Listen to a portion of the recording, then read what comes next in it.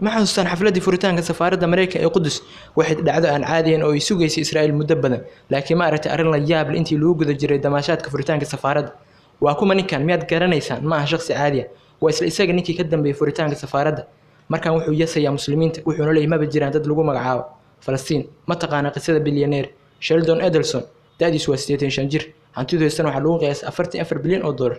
dowlad cadeyntiisu waxa ka garan kardhaa badi go'aamada Trump ee ku aadan caalamka waa saaxiibka rasmiga ee uu ku faano ra'iisul wasaare Israa'iil Benjamin Netanyahu wuxuuna leeyahay wargeyska ugu weyn ee ku yaal Israa'iil kaasoo ay daawan dadka ugu badan ee Yuhuudda taariikhdiis Sheldon Adelson wuxuu dhashay sanadii 1933 wuxuuna ka dhashay qoys Yuhuud ah oo faqri ah yaraantiis wuxuu gadi jiray joornaalada si uu reerkiisa uga caawiyo biilka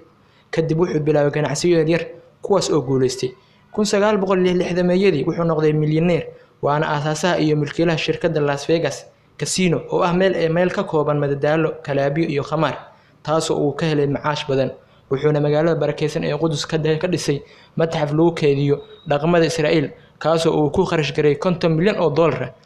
wuxuuna sidoo kale 25 milyan ku dhisay jaamacadda casriga ee Aaron oo ku taala Tel Aviv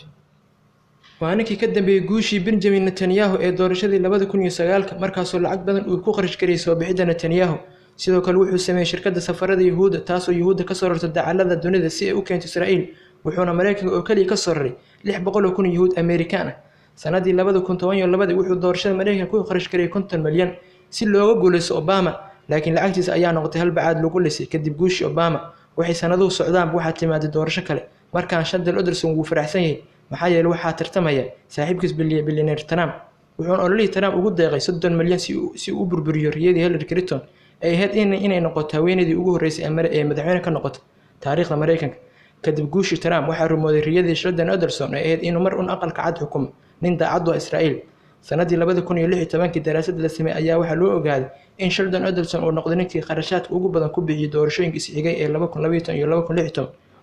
kadib markii uu Trump ku fariistay kursiga aqalka cad wuxuu sameeyay siyaasado halis galin kara Mareykanka wuxuuna ka baxay heshiiska nuclear-ka Iran wuxuu saaray cunaqabateyn sidoo kale wuxuu hadaan ku tooray riyadii Falastiin ahayd inay mar uun helaan dowlad ay caasimadeedu tahay Qudus wuxuuna farxad galay Israa'iil kadib markii uu u aqoonsaday Qudus caasimadda Israa'iil una soo raray safaaradda Mareykanka ee ku taalay Tel Aviv siyaasadahaas oo dhan waxaa daha gadaashiisa ka hagayay bilyaneer Sheldon Adelson